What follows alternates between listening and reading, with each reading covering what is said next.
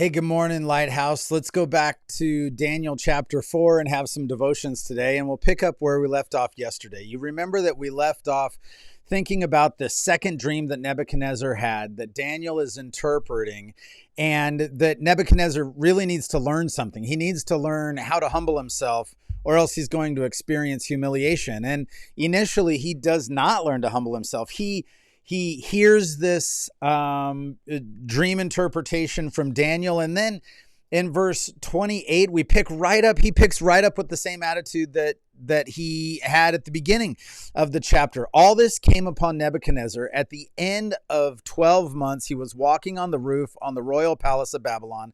And the king answered and said, "Is not this great Babylon, which I have built by my mighty power as a royal residence for the glory of my majesty?" I don't know if you can think of more arrogant, self-centered, prideful words than that, but that's about the top of the heap. And so Daniel has warned him, hey, this dream that you've had is about you losing everything so that you might learn how great God really is, so that you might humble yourself before God. Well, I don't know what Nebuchadnezzar's initial reaction to that is, but 12 months later, a full year later, he's back on the roof of his palace. He's looking around and all he can think about is his majesty.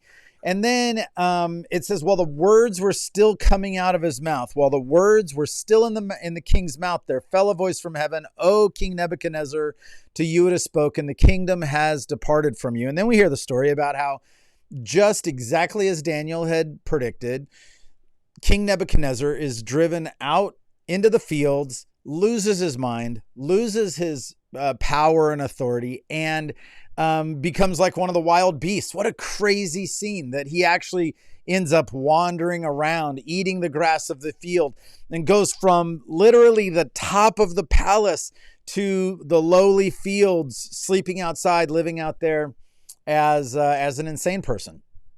Well, then in verse 34, it says, "At the end of the days, I, Nebuchadnezzar, lifted my eyes to heaven, and my reason returned to me, and I blessed the Most High and praised and honored him who lives forever."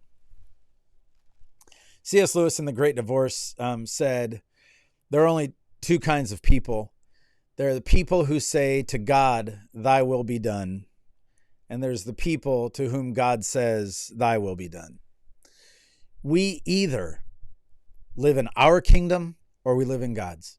We either ask God over and over to submit to us. How much disappointment in life comes from the fact that God just refuses to listen to us. God refuses to, he's always listening to us, of course, but God refuses to do things our way.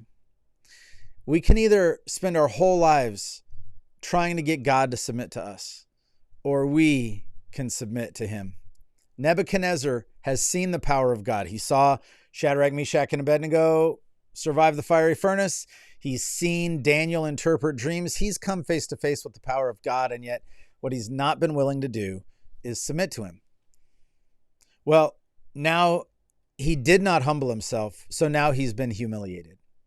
And God, in a great act of grace, in a great act of mercy, and in an act of giving favor to his people who are living under Nebuchadnezzar in Babylon, God gets Nebuchadnezzar's attention, and Nebuchadnezzar then decides that God's kingdom is bigger, mightier than his. And that is something that no matter the size of our kingdom, we all have to decide at some point, whose kingdom is bigger? Whose kingdom is worth pouring into? Whose kingdom really matters? Mine or God's? Look at the words of this ancient king and why he decided that God's kingdom was better than his. "At the end of the days, I, Nebuchadnezzar, lifted my eyes to heaven, and my reason returned to me, and I blessed the Most High and praised and honored him who lives forever." Well, there's our first hint, is that he lives forever. Nebuchadnezzar, while he thinks he's all of that, he knows he's not going to live forever. He continues, "For his dominion is an everlasting dominion." Look, your dominion is going to come to an end. You might have a very impressive 100 years on this earth, but that's all you get. God's dominion is not only better and bigger, but it is eternal. Your dominion, my dominion, all the influence we have in this world is simply not eternal.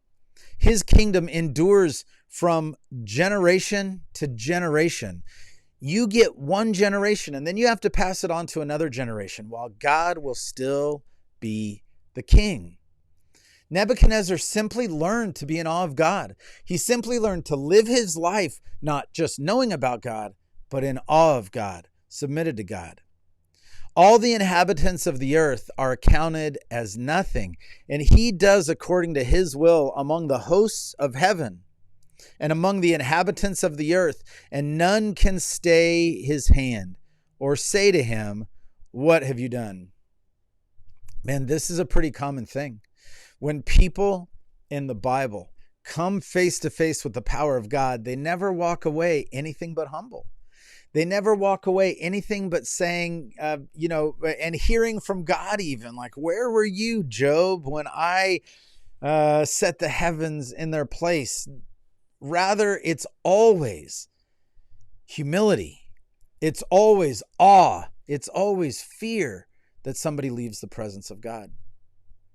Nebuchadnezzar was given a great gift because he was humiliated when he still had time to turn.